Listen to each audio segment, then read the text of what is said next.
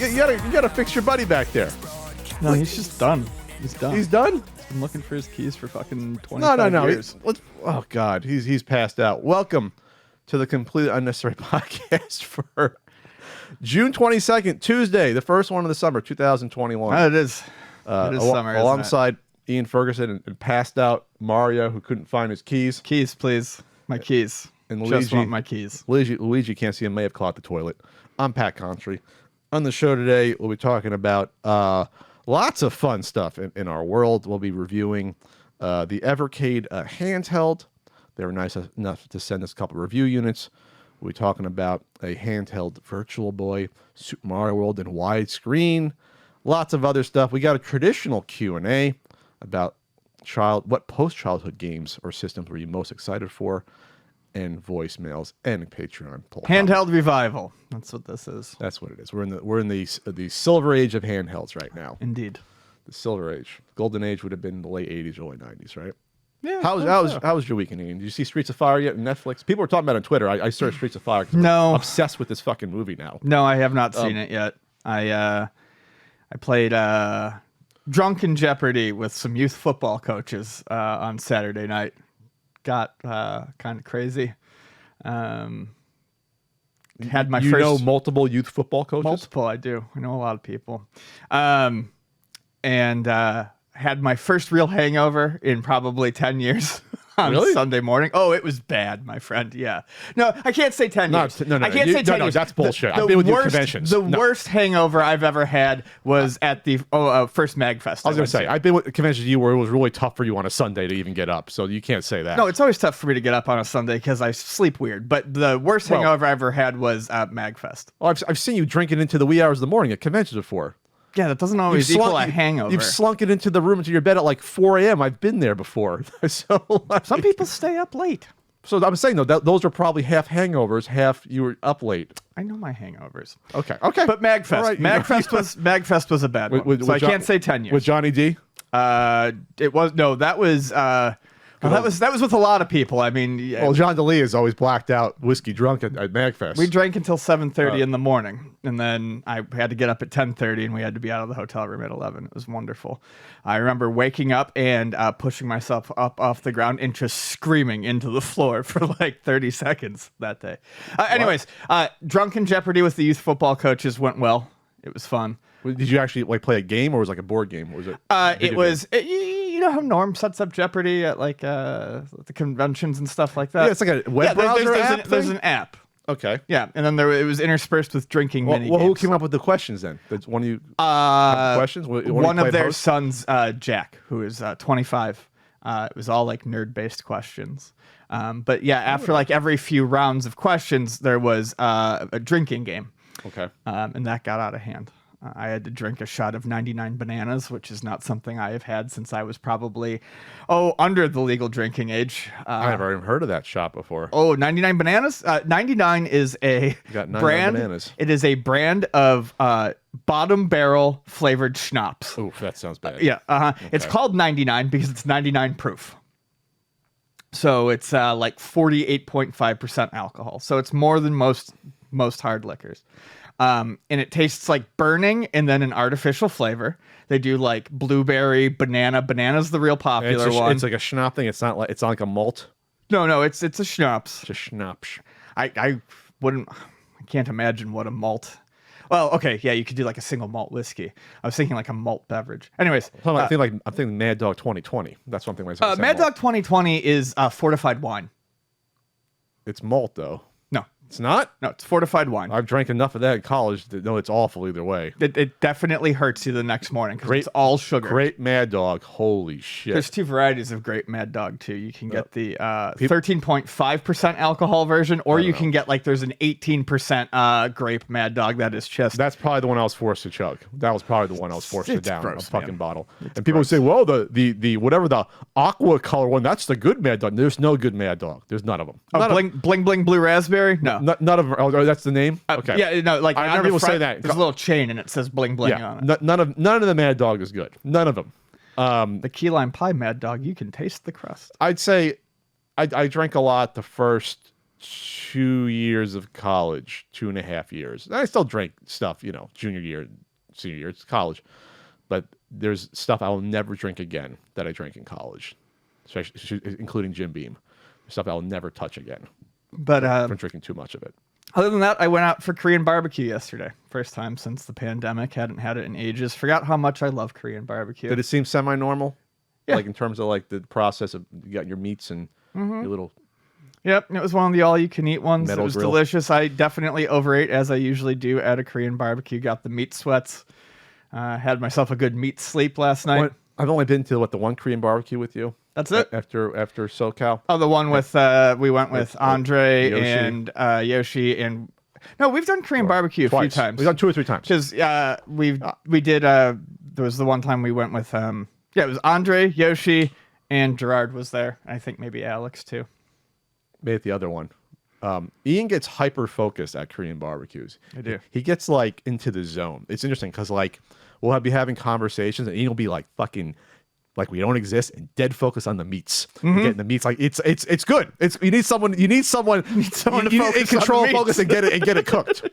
It's very strategic because if no one takes responsibility of getting the meats cooked, no one eats. Yeah, someone's got to be the meat captain. Yeah, Ian's usually the meat captain. I'm usually secondary if there's a second one. I'm a secondary meat captain. You got to have it. You got to have someone turn it. It's like someone at a barbecue, a grilling. You got to have someone. But if you don't delegate that to someone, or if you don't have someone who steps up and takes it, then you have people flipping the meats too many times. No, you got to let them sit, or willy-nilly. You clash with the tongs. There's got to be order. Keep the meat separated just in case there's some weird allergy. Now, Ian and me, we have our disagreements on certain stuff, but when it comes to food, our concentric circle is pretty almost matched. Our Venn diagram. Is that what it is? Venn diagram? Yeah, we're like 98% there in terms of food. We're almost in focus. In terms of food stuff. I can be a bit more picky on Mexican food than you can. I wouldn't say you're more picky with Mexican food. Yeah, a little hoity-toity. Take that back. Hoity-toity. I disagree on a couple things, but we're there. I'm a little easier on pizza, I think. You're pizza? Well, I want real pizza from the East Coast. So do I. I've also been out here for 16 years, and sometimes I just got to have pizza. I've been out here for 12 years. Yep. It's a lot of things can change in that 4 to 5 years. Oh, really? I'm going to get a lot more. Yeah. The next 4 years, I was like, fuck it all. What did I do this weekend, Ian? What did you do this weekend? Thanks for asking. I played and reviewed. Jesus, what game did I play and review? Played and reviewed Jesus, that classic game. Jesus for the Jesus 64. Jesus 64. Well, I just played Golden Nugget 64. I have 3. How was it? It's pretty good. Yeah. Yeah.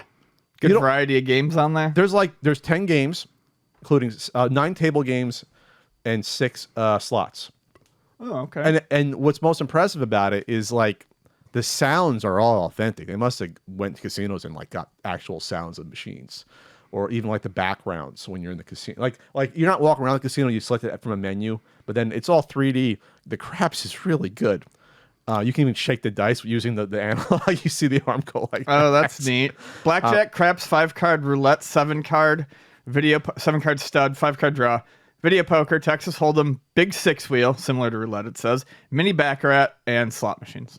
The big 6-wheel is just like a wheel, like down the shore. It's just the wheel you spin. It pays off 2 to 1, 5 to 1. Gotcha. Terrible odds. I don't know if the odds are worse than roulette. Roulette odds are not great either. House edge, I think, is 10% in roulette, something like that. But it even tells you all the rules. Mini baccarat's weird. I couldn't get it. It's literally like you don't do anything. It's like, oh, bet on the house or you bet on the player to win. On the cards, it's like the highest to get to, I think, 9 points or something. Guess which hand is closer to 9 without going over. But like you feel like you have no control over anything. Unlike blackjack, where you do. It's so weird. That's why you watch those James Bond movies. They're playing baccarat. It's like they're not really doing anything. They're just like betting. That's all. They're not really like they're getting a card. Like you don't do anything. It's not like poker where you decide what to hand over or what cards. Right. And 7 or 5 cards. 7-card stud is interesting. Not to get into it because like you start with 7-card stud is neat. 1 card face up and then 4 face down, 2 face up for each player, and then you do the best 5-card hand. It's a very interesting strategy because you see at least a couple of the cards the other players have. No, I think it's the first and last are face up. So it seems there's less there's more randomness than Hold'em, Texas Hold'em, but it's on the same lines. You can see what the other player kind of has. Yeah, you can get an idea of what they have. But Texas Hold'em is still the GOAT poker game. It's still the best. 7-Card Stud was actually how I learned how to play poker. That's the poker game my dad taught me when I was younger. 5-card Stud is still just the ridiculous, well, I don't know what you have and you could be bluffing out. There's almost no strategy involved in 5-card Stud. Sure. All. It's just like, well, how many cards are they giving away? 1, 2, 3, or 4. And what do they have? Like, it's totally. Sorry, learned 5-card, but we played 7-card because it was more fun. And then I learned Texas Hold'em in late high school. 5-card is like the beginners just to learn how to make a hand. You learn the rules, yeah. But like, there's no strategy. Like you don't know what the player can potentially have at all, besides how many cards are taken out. But, poker, great game. And then I played. Game. Yeah, well, what I can't believe I can't remember what I just reviewed before that. I cannot believe I can't remember what I just wrote before that and got done.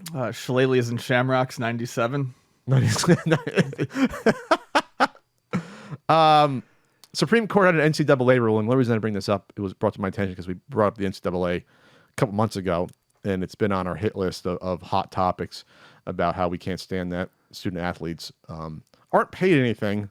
They don't get shit. Not only do they not get shit, they're restricted on what they can even receive. So there was a unanimous unanimous Supreme Court ruling that came out that said the NCAA can't limit some benefits to student athletes. Unanimous, I know. They said that the NCAA went too far in blocking some educator-related relief for student athletes. So this doesn't mean they can get paid yet, but it opens that door for potential future litigation and lawsuits. It's the beginning of the end for that. Basically, it was an antitrust law is what it was. Dismissed the organization's argument that antitrust laws doesn't apply to the case. So basically it is. Antitrust law can apply to the NCAA. So that's good. Yeah, I'm happy to hear it. So that's good. It's good. It's good to get a 9-0 Supreme Court ruling. We've had a couple recently, so it's good to get. Oh, this is a slam dunk one. We're all on the same page. Doesn't matter. That's good. Video Game Years premiered on my site. Re-premiered. The full episodes were not on my site, on my YouTube page. 77 came out. Oh, the glory of the 1977 Video Game Years that were produced in 2012. Why your eyes go like that, Ian? So why did your eyes do that involuntarily? It's a little rough. I think that episode's probably a little harsh. It get better. There was some smoothing out in 77. But I'm doing one every Monday. It's the summer of Video Game Years. So it'll be one literally every the whole summer up until I think September around 4 months from now. There's 13 episodes, so that's three months. That's a season, Pat. Yeah. So the whole summer you get Video Game Years. Yeah. So get out your jams, get your little floaties on, put on some sunscreen, and watch some Video Game Years. Every Monday it's a premiere. Come in the chat. Ian might show up for one. He won't show up till like 80, I think. He'll show up at 80 or 81. I know. I really can't watch myself. I can't do it. I can't. You watch your clips of yourself, and why? Because you were freshly shaved. No, I don't. I don't watch clips of myself on this either. I read the comments, but I don't watch. You just wait in the comments. I load it up. I immediately hit pause, and then I scroll down. Pay yourself and me. Hit play and just mute it. Oh, okay. Just scroll down. Come on, you're costing us. All right. Ad dollars. I don't know. Fuck. I don't know. I figure once I click the link, I've done my job. I don't know. I didn't know you have to let it run. No, plus it kills the average watch time. Oh, okay. So you're killing it. No, you're making a good point. I will simply hit mute from this point on. Yes, mute. Okay. When you're right, you're right, and you're right. All right. That was a Spaceballs quote. Yes. When you're right, you're right, and you're always right. Barf. Rest in peace, John Candy. Gone way too soon. What was I going to say? You see that Code Legend Mega Man Kickstarter? Yeah, it's kind of neat. I'm not familiar with this line of products, but it's a like programmable, I think, device with that basically teaches you programming and interaction. And this is a little. It's one of those kits that gets kids into like programming the STEM field and stuff like that. It's supposed to, energize their brain and get it ready for the technological future that they are inheriting. I'm trying to see the other Code Legend products. So this is a Kickstarter. It's a Capcom official product. You basically make like a Power Glove type of controller. That's what you're basically doing here, and using it on with your computer program that has. It looks like it has, what is that, Mega Man 2 built in. Yep. And you can learn how to program. You like, it shows you like twisting the gauntlet and moving it in order to jump and to move and to fire, and you can swap out cards in order to change the weapons.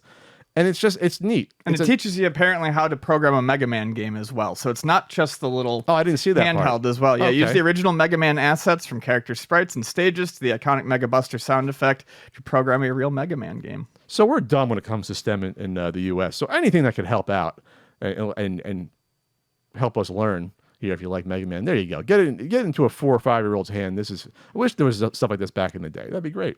Yeah, I do too. I'm always amazed at like the toys kids have, and I look at them and I get kind of jealous. No, I'm sometimes. totally jealous.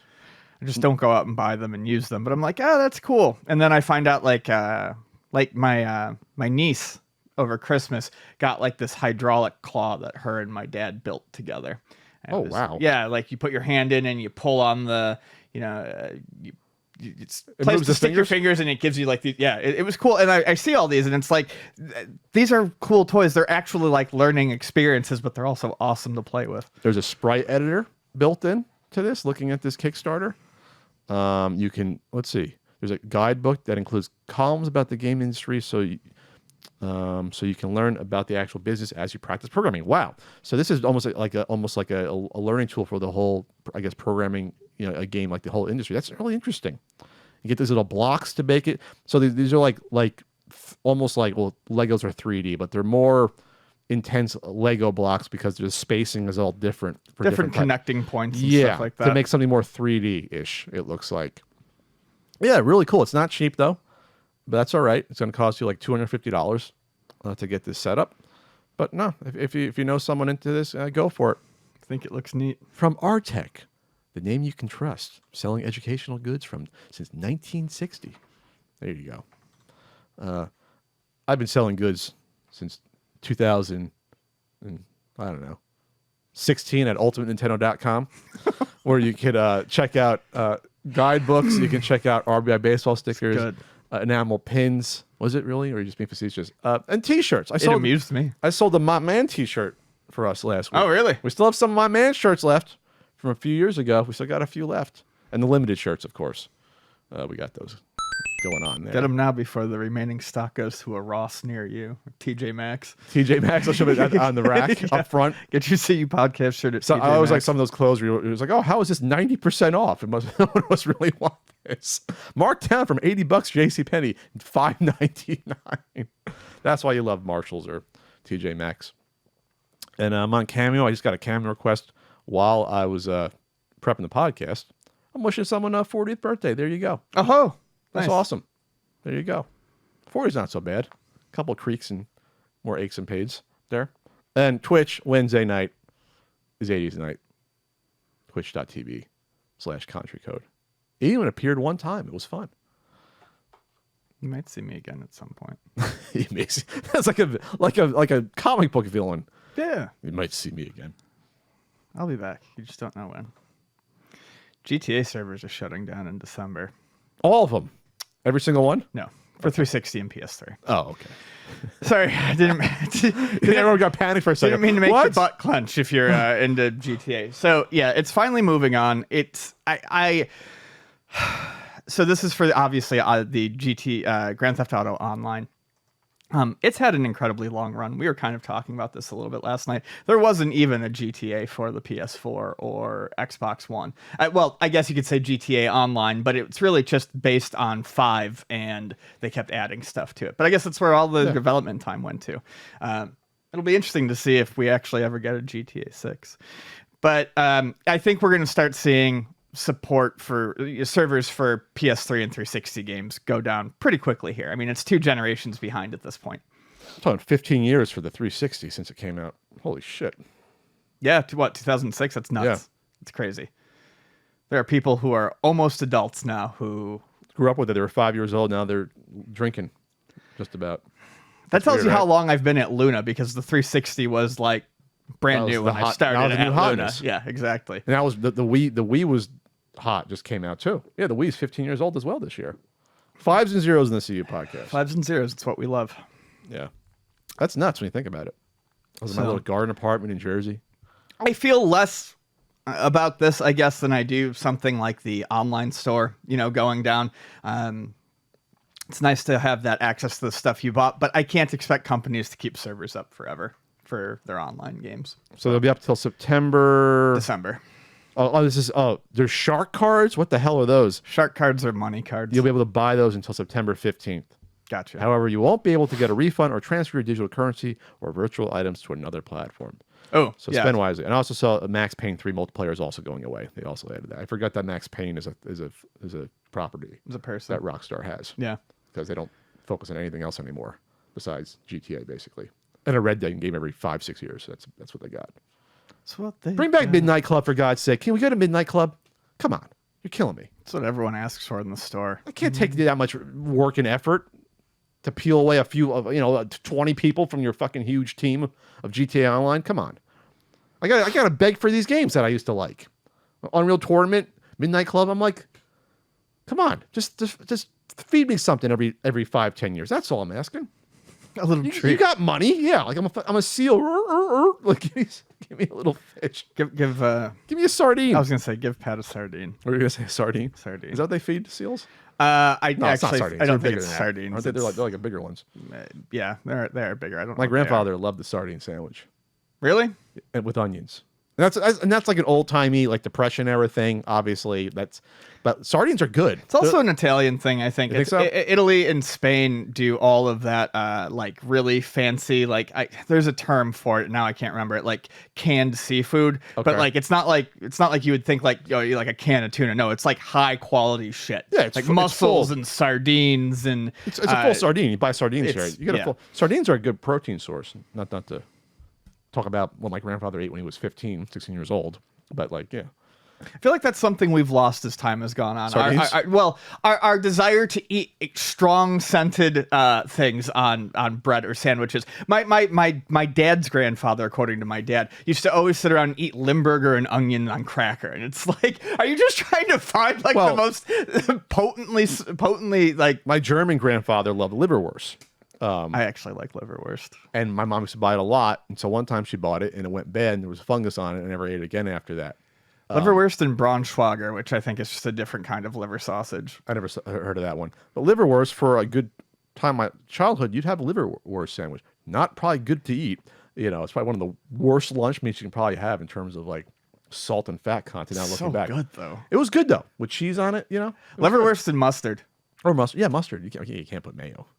Ooh, no. No. Ooh. I know some people that put mayo on bologna. I one time I had mayo on bologna. They're passing out sandwiches. It was like I had a friend named Conrad. No, that was a little brother Conrad. Vince. His name was Vince, and he had 2 au pairs that took care of him. I would hang out with him a lot. Where are you, Vince? What happened to you? You're a little violent little kid, but we got along for a couple of years. Went to a park one time, and the 2 au pairs. They were maybe South African. They had weird accents. I can't remember. I was like 8, 9. Went to the park, giving out sandwiches. He had a sister and a brother and me. And I bit into the sandwich, and it was bologna with mayo. And I almost fucking threw up. How awful bologna with mayo is. I can do mayo maybe on a ham sandwich. Not my preference. I can do it. I can't do it on bologna. Awful. I like mayo on a ham sub. On a ham sub, slather that. Turkey breast is great with. Turkey breast is Swiss. I like subs can be tough because I do like mayo and the oil and vinegar on a ham sub, but you got to be light on the mayo. You can't have too much, otherwise it just turns into a disgusting soup. And then it goes into it gets the bun soaks it up, and you have a mayo-y, soggy. No, Handheld Virtual Boy was made. People are like, oh, you guys are talking about video games. I don't care. Do the podcast forever. We're going to talk about whatever we want. We can talk about whatever we want. Yeah. You can come along for the ride, or you don't have to. It's really how it is at the end of the day. Shank mods are pals. Maybe they're our pal. I don't know. Maybe they hate us. Maybe they love us. Is it a pal or pals? Is it pal? But they did we've talked about them before. They did the really cute Altoid tin. The name came up. I was like, that name sounds familiar. Shank mods, and that was like 2 years ago. They did the Altoid size Wii. Yep. Which is amazing. It was awesome. Yeah. And I'm sure we've talked about them more than that, but they now have done a portable handheld Virtual Boy called the Real Boy.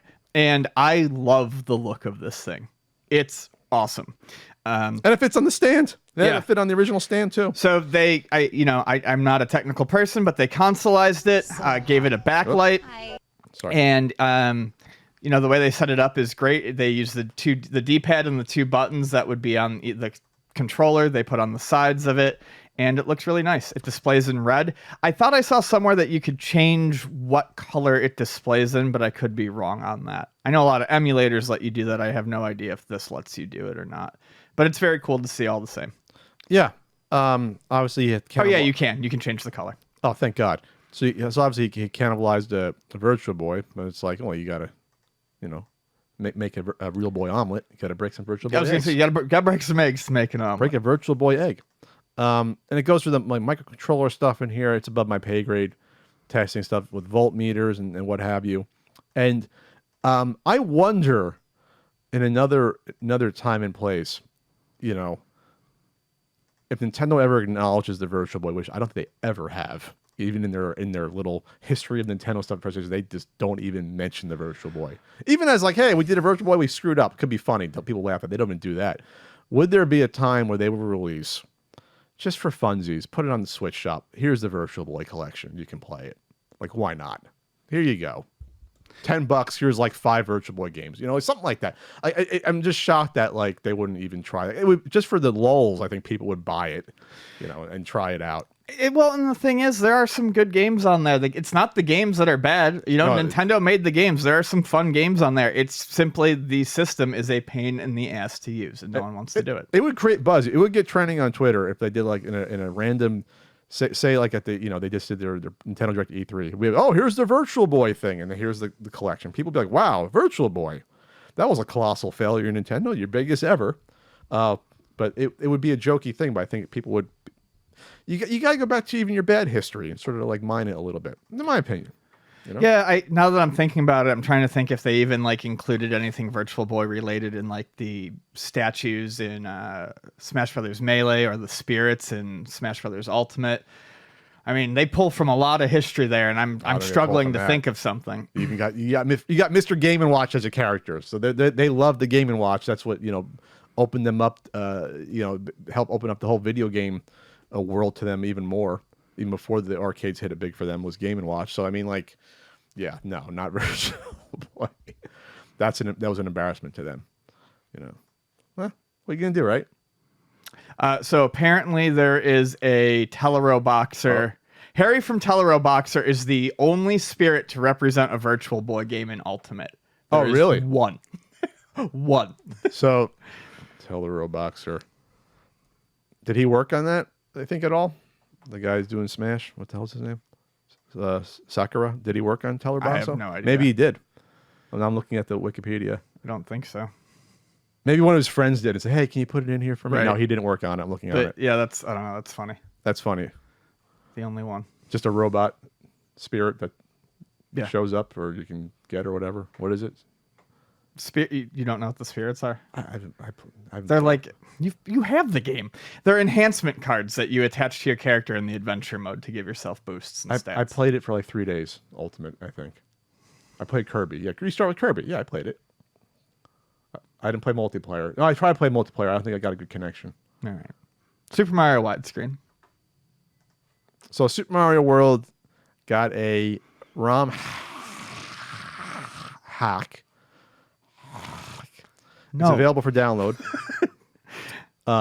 Natively enhanced to work with modern screens. This is from Hacker Villela on Twitter.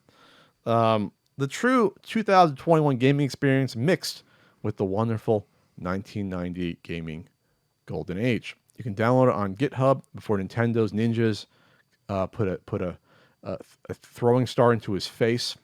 So it's amazing. Turn the audio off there. It's amazing that people, are so awesome that they could do stuff like this. I would think this obviously be a game-to-game sort of hack. You couldn't. This isn't one size fits all unless some no, absolutely not. But it's amazing because you're looking at the intro screen of Super Mario, which we've all seen a billion times, and now you're seeing extra stuff on the left and right, and like that's really interesting. Yeah, I haven't had a chance to check this out yet, but we mentioned it a few weeks back when we talked about the Sonic Origin collection. I'm actually very excited to see Sonic in widescreen. This will be fun to check out. So this was developed, with the intent of being used on PCs, but apparently you can, via RetroArch, you can also play it on several platforms using the BSNES Beta HD Beta core. So, okay, so you can play it on an emulator. It's very cool. I doubt it would destroy your flash card though. It probably would. Yeah, no, I don't think that would be good. I wouldn't recommend that. That probably would not play right. Yeah, brought up with the Sonic. That it's good to have. You see more stuff left and right. Super Mario doesn't go as fast as Sonic does. It's probably not as necessary, but it's like I said, it's ingenious. Well, it's a very gorgeous game too, and getting to see more of that while you're playing is fantastic. Yeah. I'm guessing then they probably also had even when you usually hit stuff off screen, you hear it.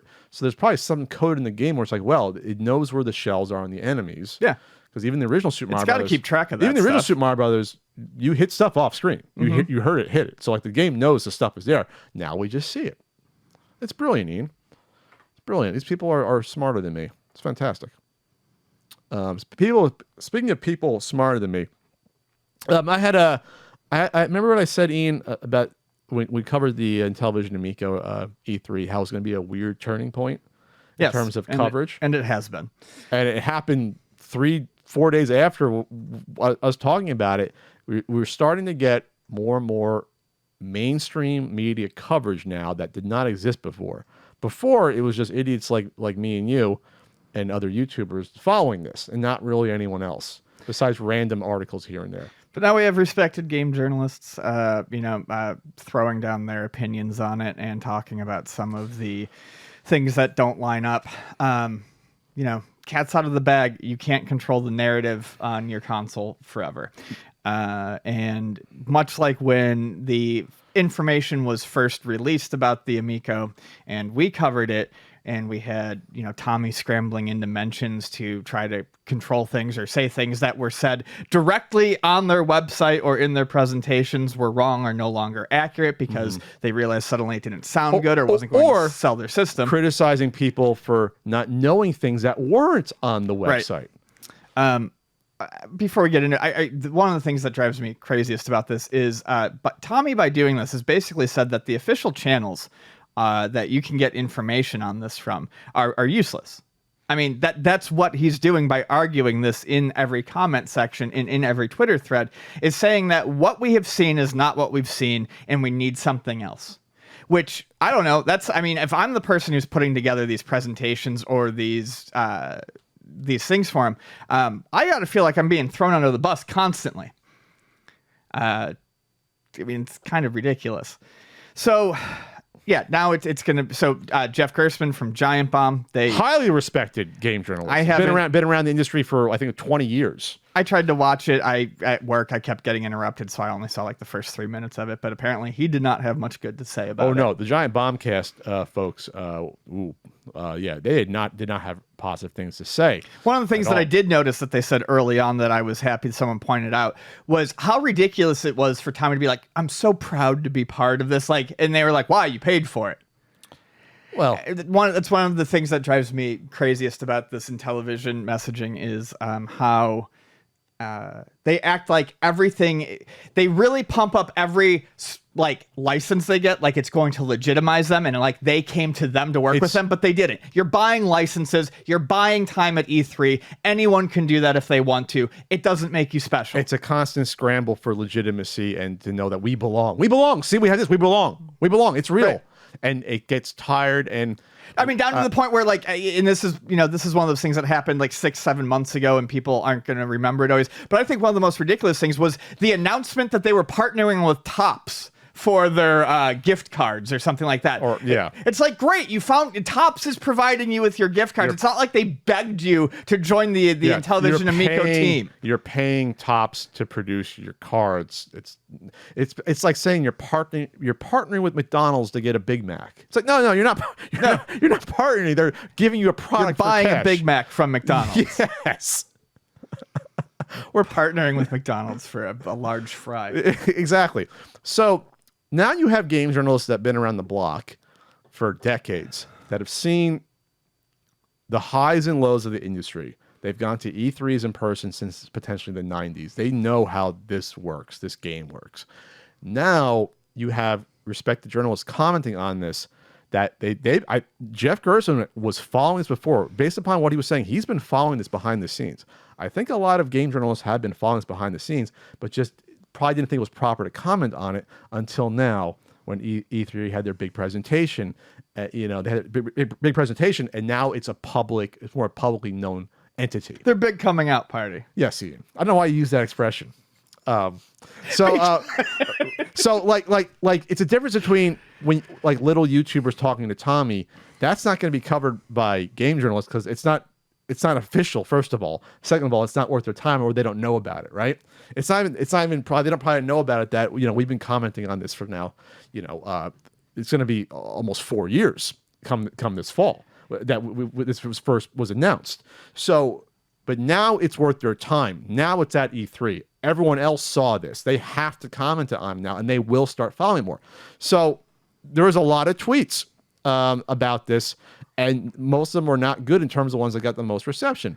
And Ars Technica, he's been in the industry since the 90s. Sam Makovich talked about what we talked about how it was weird to have photoshopped images of stock photos of photoshopping your controller and getting rid of Microsoft or Sony commercials, how weird that was and how that did not give you confidence in potentially the product. See, I don't think that that's really the biggest thing. People do use stock photos, but the one thing I want to point out to people who are constantly pointing out that this is something that's done is when Nintendo doctors a photo or Sony doctors a photo for an advertisement, it's reasonable to assume that it's a truthful representation of something because they have a track record. Well, Television no longer, because these people are too smiley in their pictures, or they're having too much fun. Is that why? No, what I'm just saying is Intellivision doesn't have a track record. No. Sony, Nintendo, Microsoft, a lot of these companies that do this have a track record.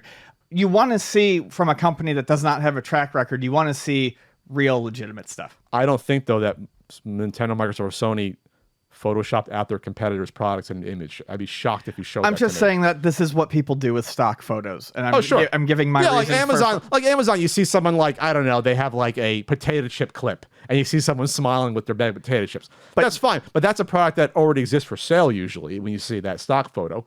Yes. And again, this is a video game system. It's a little more complicated than that to me. However, our friend Frank Cifaldi said. And I agree with this more in response to that. I'd look into the $11 million in investment claims that seem to include non-committal pledges and 100% refundable pre-order revenue, game footage that hasn't changed since E3 2019, and a revolving door of people on the team before I look into uses stock photos. Well, so sounds like Frank knows some more potentially behind the scenes stuff. I mean, all you have to do is look at the footage, and you see that nothing has really changed. Revolving door of people on the team. I'd love to know what engineers came and went. That's right. You commented. He probably saw the same thing you saw. Like you saw the Night Stalker footage. You said, I don't think that's different footage of Night Stalker. I don't know. So, but I think revolving door. That's Perrin Kaplan. I don't think we haven't heard about her in ages. She was supposed to be on the team. That was the Nintendo one. That was the Nintendo one. Nintendo play. And Jay Allard. Oh, he's gone. Jay Allard. I checked Jay Allard's LinkedIn. I don't think he has Intellivision on his LinkedIn. Like he doesn't even have it on that. Right. That he worked. But some of these people that he loved to tout, we haven't seen since that first big video. That was more of an investor pitch than anything. Yeah. Either way, this is like I said, it's going to get weirder and weirder. And now instead of like Tommy just sicking his little insulated cult members on us, he's going to try to sick them on these journalists, and it ain't going to work. They're not going to like bow to that. We didn't bow to any of that, but like these mob type tactics are not going to work with like IGN or GameSpot or Ars Technica or Polygon or Kotaku. It ain't going to work. Well, they're not. The stock photos is a sticking point when there's lots of other things to look at. One of the responses I was happy to see Sam Makovich's response to Tommy trying to do that, Tommy immediately tried to pull his classic card, which was, hey, get a hold of me, we can do an interview. He always wants to do stuff on his terms in a private setting where he can control the narrative. Sure. He always wants to hit you with some insider info or some behind the scenes sneak peek of something, schmooze you up. Yeah. And he's like, no, I'm happy to talk online until you have review hardware to send. And that was the response that I'd like to see. And that's Tommy's not used to that. These are all people who are so connected to Tommy and truly believe he's their friend.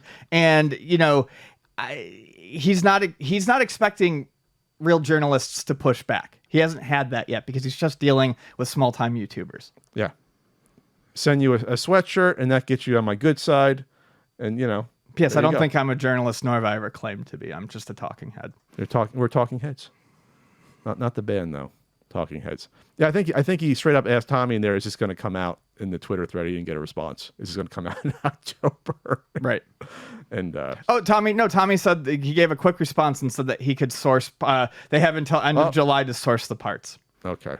I would love them to get the parts because then I think we'll see that there's nothing has been done on the.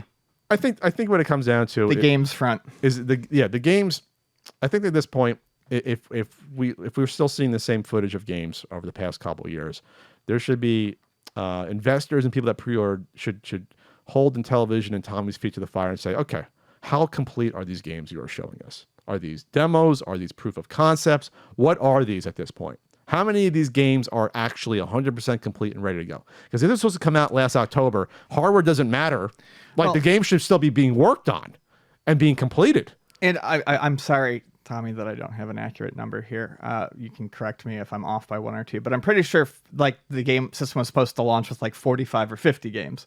Then they dropped it to 35. And then the last thing I heard was 29. So they're even starting to cut down the amount of games this thing was supposed to launch with. But even the launch, even the packing games, are they complete? These are things we have to know or should know before this comes out. You'd throw money at the software even if the hardware was not. Because, hey, we can't produce it. Great. You still have money from investors, private and on Republic. You still have pre-order money. Great. Use that money to complete the fucking games. Pay the devs to complete the games. Show off. How about some, how about the first, I can't say 20-minute walkthrough. There's no game in Amico that lasts 20 minutes. But how about a walkthrough of some of these games that you have? How about a demo of Cornhole, playing a complete game with 4 people? Why aren't we seeing these videos at all? If this is supposed to come out in October, you would think that you would, especially if there's motion controls and things that in a packing game, like one that they're really promoting, you'd think that you might see a demo of it actually being played. This is how it works. I want Cornhole being played. I want to see the Cornhole with controllers, not a phone. Yeah. I mean, I'm sure we could do that at some point. So, all right, well, that's about it. It's like I said, it's a weird turning point. It's going to get weirder. It's gonna be a bumpy summer and fall, I think, when it comes to this.